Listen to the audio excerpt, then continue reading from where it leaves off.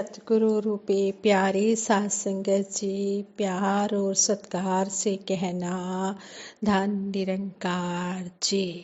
साध संगत जी, हम सभी मिलकर सतगुरु निरंकार के आगे यही अरदास करें, ज्ञान दिया है ध्यान भी दे दो, सतगुरु यह वरदान भी दे दो, सत्य मार्ग पर चलते जाएं, हमको यह पहचान भी दे दो।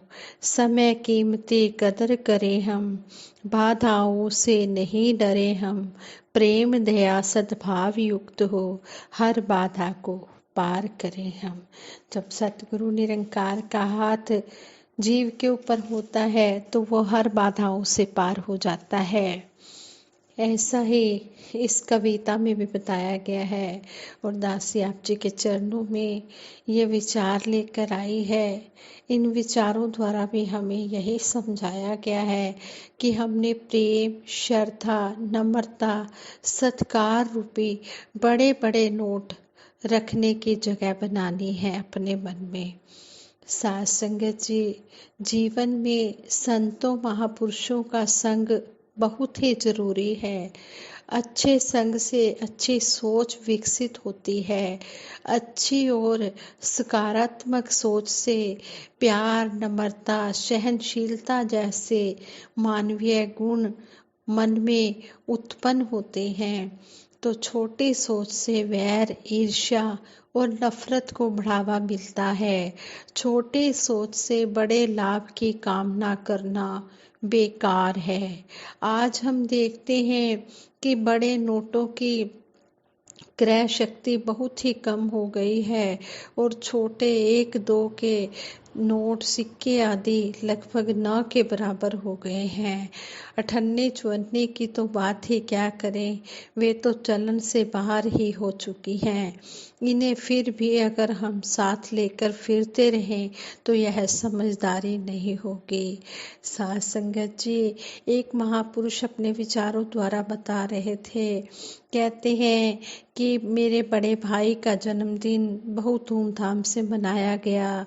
जन्मदिन के मौके पर बहुत से उपहार मिले।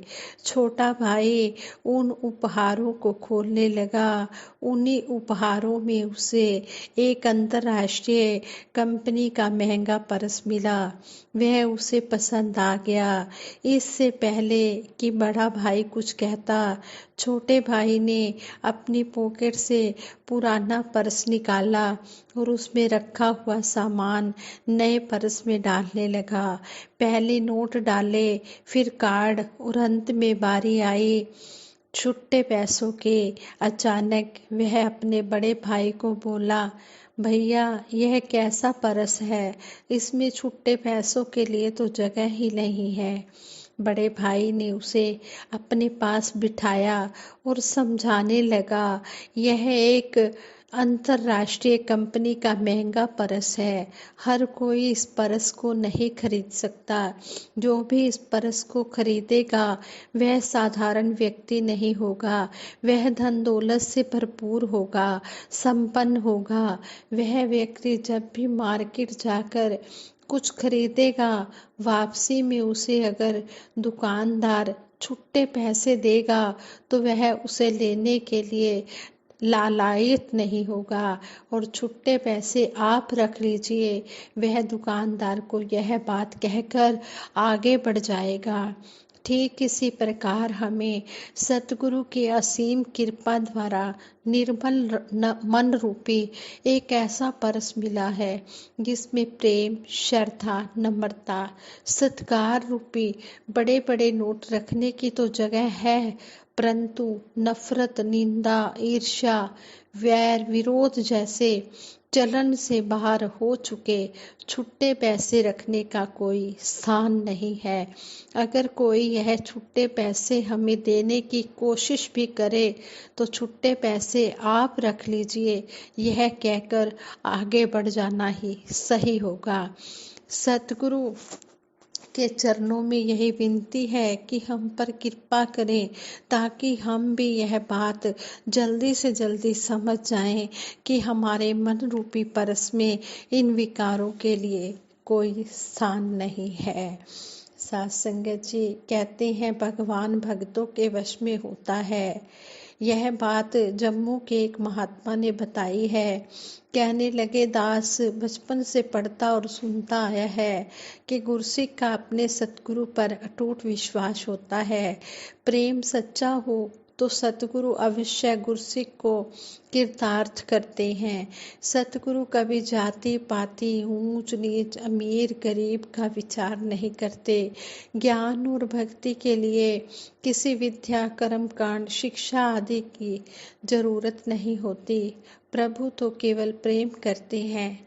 शबरी का प्रेम और भक्ति अटूट था, जिसके कारण भगवान श्री राम जी ने माता शबरी के आश्रम में प्रवेश किया तो माता शबरी भाव विभोर उठी। कबीरदास जी ने भी लिखा है, पाछे लागा हरि फिरे कहत कबीर कबीर। ऐसा ही एक उदाहरण जब ये महात्मा ने रखा। कहने लगे कि जब दास ने अपनी आंखों से देखा तो मन गदगद हो गया और सोचने लगा कि निरंकारी बाबा हरदेव सिंह जी महाराज की कृपा से इस युग में भी शबरी जैसे भक्तों की कमी नहीं है। जम्मू के निकट सांबा सेक्टर के पास एक छोटा सा गांव मावा है, जो हिंदुस्तान और पाकिस्तान की सीमा रेखा पर स्थित है। इस गांव में 3-4 परिवार निरंकारी मिशन के साथ जुड़े हुए थे। इनमें से एक थे महात्मा मदन लाल जी, जो दिल्ली में रहकर संत निरंकारी मंडल में ड्राइवर के रूप में सेवारत थे। महात्मा मदन लाल जी संसारिक तौर पर बहुत ही गरीब परिवार से संबंध रखते थे, परंतु उनमें प्रेम और भक्ति शबरी की तरह और सतगुरु के प्रति अडिग व अटूट विश्वास था। इस रूप में वे बहुत ज़्यादा समृद्ध थे। बात 15 दिसंबर 2010 की है। सतगुरु बाबा जी मानव कल्याण यात्रा पर जम्मू कश्मीर जा रहे थे।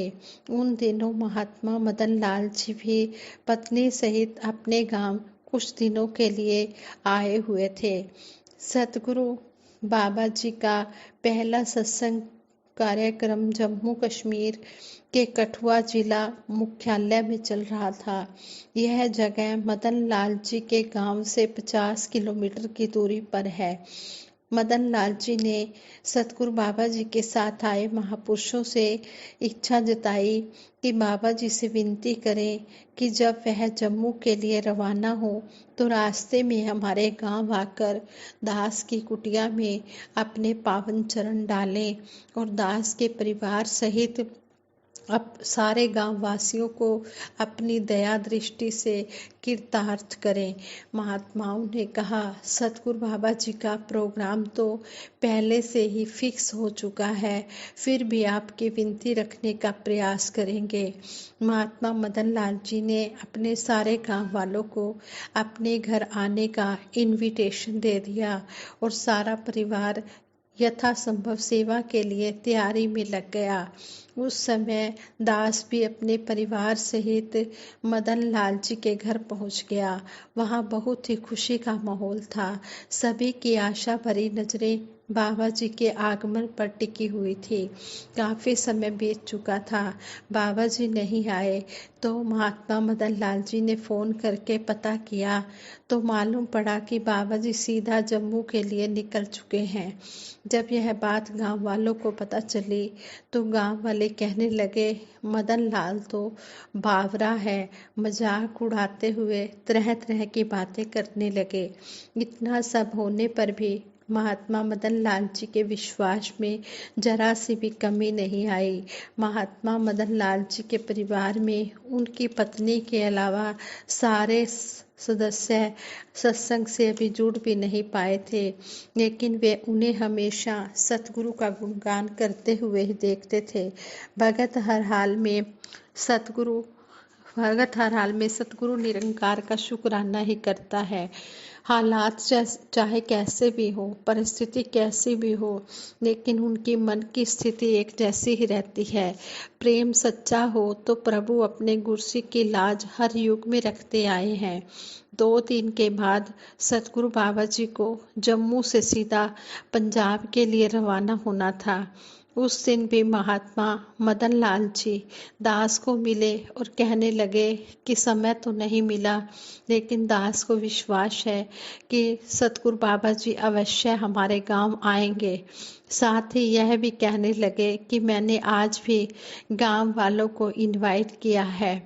रात हो चुकी थी, बाबा जी जम्मू से रवाना हो चुके थे। रास्ते में सतगुरु बाबा जी ने संत निरंकारी सत्संग भवन सांबा के आगे से ही निकलना था। सांबा में महापुरुष भाई बहन बुजुर्ग बच्चे आदि सभी सतगुरु बाबा जी के दर्शनों के लिए सांबा चौक पर खड़े थे। सांबा से महात्मा मदन लाल जी का गांव 10 किलोमीटर की दूरी पर है। दास भी अपने परिवार सहित गाड़ी में बैठकर सांबा चौक पहुंच गया, लेकिन मन में उतार चढ़ाव चल रहा था कि परिवार को लेकर कहाँ जाऊं। उधर महात्मा मदन लाल जी पूर्ण विश्वास के साथ अपने गांव में बाबा जी का इंतजार कर रहे थे। दास ने अपनी ब्रांच के मुखी जी से पूछा कि बाबा जी का क्या प्रोग्राम है, तो वह भी कहने लगे कि हमें तो यही आदेश है कि बाबा जी ने सीधा पंजाब की तरफ जाना है। उतनी देर में ही बाबा जी का काफिला सांबा पहुंचा और पहली गाड़ी में बैठे जम्मू कश्मीर के जोनल इंचार्ज महात्मा अजीत सिंह जी ने कहा कि जिस महात्मा को मदन लाल जी के घर का पता है वह जल्दी से आकर गाड़ी में बैठ जाए। और देखते ही देखते काफिला महात्मा मदन लाल जी के गांव की तरफ चल पड़ा। दास भी परिवार सहित बाबा जी के काफिले के साथ चल पड़ा। बाबा जी व पूज्य माता जी सीधे महात्मा मदन लाल जी के घर गए। देखते ही देखते सारे गांव में खबर फैल गई। सारा गांव महात्मा मदन लाल जी के घर एकत्रित हो गया। बाबा जी के दर्शनों के लिए सारा गांव इकट्ठा हो गया। सतगुरु बाबा जी महात्मा मदन लाल जी के घर में लगभग आधा घंटा रुके और आए हुए सभी गांव वालों को महात्मा मदन लाल जी व उनके परिवार को भरपूर आशीर्वाद दिया। ऐसा नज़ारा लग रहा था कि भगवान श्री राम जी शबरी की कुटिया में विराजमान है। सतगुरु बाबा जी के जाने के बाद भी वही गांव वाले जो महात्मा मदन लाल जी का मजाक उड़ा रहे थे, उन सभी के मुख से यही आवाज़ आ रही थी कि एक भगत की भक्ति और प्रेम सतगुरु बाबा जी को हमारे गांव तक खींच लाया है। समय के साथ भारत पाक सीमा पर स्थित यह सारा गांव ही सत्य और प्रेम की धारा के साथ जुड़ गया। साथ संगत जी, ये सच्ची घटना से भी हमें यही सीखने को मिलता है कि जिसका विश्वास पक्का होता है वो चाहे कितने भी तूफान आ जाएं, आंधी तूफान आ जाएं, वो कभी भी अपने विश्वास को डगमगाता नहीं है। ये सतगुरु की भी दयालुता है कि सतगुरु अपने भगत की हर समय लाज रखता आया है। तभी तो संपूर्ण अवतार वाणी में भी शहंशाह जी ने लिखा है, शहंशाह जी ने फरमाया है, हमें समझाया है कि सारी दुनिया वस विच तेरे तू भगतां दे वस करतार। सारी दुनिया को इसने अपने वश में किया हुआ है, लेकिन भक्तों ने इसको अपने वश में कर रखा है। ऐसा सतगुरु दयालु कृपालु हमें मिला है।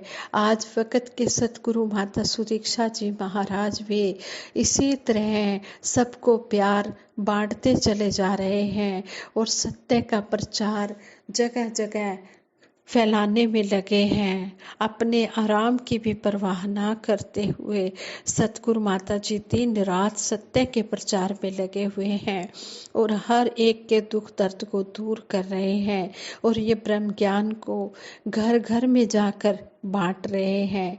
ऐसा दयालु सतगुरु हमें मिला है।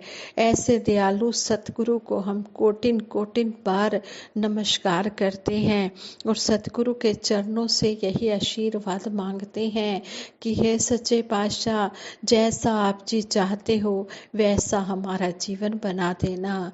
जैसी भी रजा हो तेरी राजी रहे दाता, जोड़ा है तूने जो जुड़ा रहे नाता। जैसी भी आप जी की रजा हो उसी तरह हम चलते चले जाएं और हमारा नाता अंतिम श्वासों तक आप जी के चरणों में जुड़ा रहे। हम सेवा सिमरन सत्संग करते चले जाएं। हाँ संगत जी, प्रेम से कहना धन निरंकार जी।